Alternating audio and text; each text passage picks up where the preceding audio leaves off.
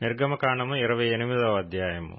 మరియు నాకు యాజకత్వం చేయుటకై నీ సహోదరుడైన అహరోనును అతని కుమారులను, అనగా అహరోను కుమారులైన నాదాబును, అబీహును, ఎలియాజరును, ఈతామారును ఇశ్రాయేలీయులలో నుండి నీ యొద్దకు పిలిపింపుము.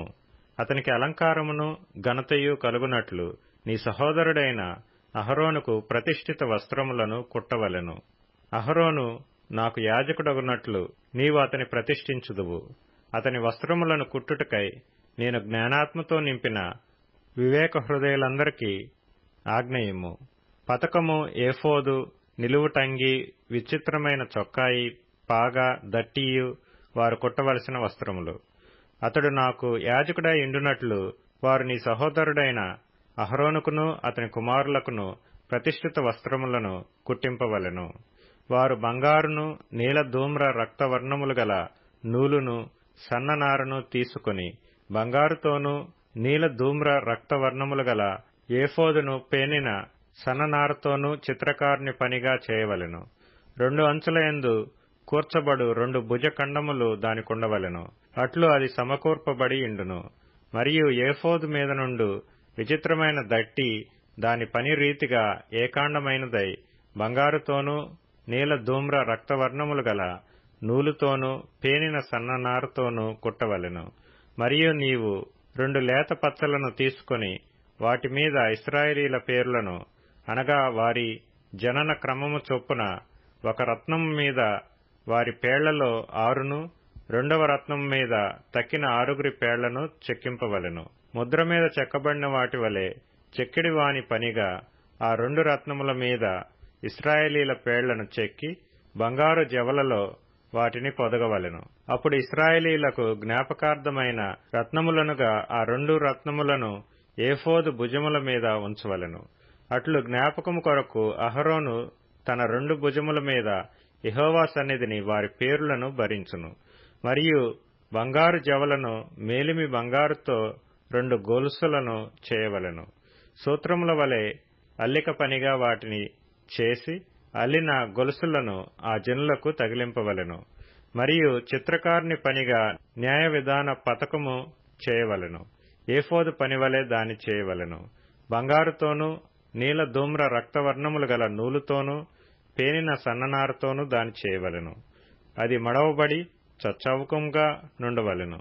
అది జేనెడు పొడుగు, జేనెడు వెడల్పు గలదై ఉండవలెను. దానిలో 4 పంక్తుల రత్నములుండునట్లు రత్నముల జవలను చేయవలెను. మాణిక్య, గోమేదిక, మరకతములు గల పంక్తి మొదటిది, పద్మరాగ, నీల, సూర్యకాంతములు గల పంక్తి రెండవది, గారుత్మతము, ఇష్మురాయి, ఇంద్రనీలములు గల పంక్తి మూడవది, రక్తవర్ణపు రాయి, సులిమాని రాయి, సూర్యకాంతములు గల పంక్తి 4వది.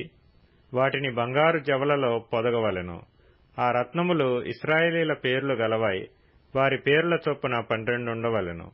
ముద్ర మీద చెక్కిన వాటి వలె వారిలో ప్రతివాని పేరు చొప్పున 12 గోత్రముల పేర్లుండవలెను. మరియు ఆ పతకము అల్లిక పనిగా పేనిన గొలుసులను మేలిమి బంగారుతో చేయవలెను. పతకమునకు 2 బంగారు ఉంగరములను చేసి ఆ 2 ఉంగరములను పతకపు 2 కొసలయందు తగిలించి పతకపు కొసలనున్న 2 ఉంగరములలో అల్లబడిన ఆ 2 బంగారు గొలుసులను తగిలింపవలెను. అల్లిన ఆ 2 గొలుసుల కొసలను 2 జవలకు తగిలించి ఏఫోదు నెదుట దాని భుజముల మీద కట్టవలెను. మరియు నీవు బంగారుతో 2 ఉంగరములను చేసి ఏఫోదు నెదుటనున్న పతకము లోపలి అంచున దాని 2 కొసలకు దానిని తగిలింపవలెను. మరియు నీవు 2 బంగారు ఉంగరములు చేసి ఏఫోదు విచిత్రమైన దట్టి పైగా దాని కూర్పునొద్ద దాని ఎదుటి ప్రక్కకు దిగువను ఏఫోదు 2 భుజభాగములకు వాటిని తగిలింపవలెను. అప్పుడు పతకము ఏఫోదు విచిత్రమైన దట్టికి పైగా నుండునట్లు అది ఏఫోదు నుండి వదలక ఇండునట్లు వారు దాని ఉంగరములకు ఏఫోదు ఉంగరములకు నీలి సూత్రముతో పతకము కట్టవలెను. అట్లు అహరోను పరిశుద్ధ స్థలములోనికి వెళ్ళినప్పుడు అతడు తన రొమ్ము మీద న్యాయ విధాన పతకములోని ఇశ్రాయేలీయుల పేర్లను నిత్యము యెహోవా సన్నిధిని జ్ఞాపకార్థముగా భరింపవలెను. మరియు నీవు న్యాయ విధాన పతకములో ఊరీము తుమ్మీము అను వాటిని ఉంచవలెను. అహరోను యెహోవా సన్నిధికి వెళ్ళినప్పుడు అవి అతని రొమ్మున ఉండునట్లు అహరోను యెహోవా సన్నిధిని తన రొమ్మున ఇశ్రాయేలీల న్యాయ విధానమును నిత్యము భరించుము. మరియు ఏఫోదు నిలువుటంగీని కేవలము నీలి దారంతో కుట్టవలెను. దాని నడుమ తలదూర్చుటకు రంధ్రము ఉండవలెను. అది చినగకుండునట్లు కంటకవచ రంధ్రము వలె దాని రంధ్రము చుట్టూ నేత పని అయిన గోటు ఉండవలెను. దాని అంచున దాని అంచుల చుట్టూ నీల ధూమ్ర రక్తవర్ణములు గల దానిమ్మ పండ్లను వాటి నడుమును బంగారు గంటలను నిలువుటంగి చుట్టూ తగిలింపవలెను. ఒక్కొక్క బంగారు గంటయు దానిమ్మ పండును ఆ నిలువుటంగి క్రింది అంచున చుట్టూ ఉండవలెను. సేవ చేయనప్పుడు అహరోను దాని ధరించుకొనవలెను. అతడు యెహోవా సన్నిధిని పరిశుద్ధ స్థలములోనికి ప్రవేశించినప్పుడు అతడు చావక ఇండునట్లు దాని ధ్వని వినబడవలెను. మరియు నీవు మేలిమి బంగారు రేకు చేసి ముద్ర చెక్కునట్లు దానిమీద యెహోవా పరిశుద్ధుడు అను మాట చెక్కవలెను. అది పాగా మీద ఉండునట్లు నీలి సూత్రముతో దాని కట్టవలెను. అది పాగా ముందటి వైపున ఉండవలెను. తమ పరిశుద్ధమైన అర్పణలన్నిటిలో ఇశ్రాయేలీయులు ప్రతిష్ఠించు పరిశుద్ధమైన వాటికి తగులు దోషములను అహరోను భరించునట్లు అది అహరోను నొసట ఉండవలెను. వారు యెహోవా సన్నిధిని అంగీకరింపబడినట్లు అది నిత్యమును అతని నొసట ఉండవలెను. మరియు సన్ననారతో చొక్కాయిని బుట్టా పనిగా చేయవలెను.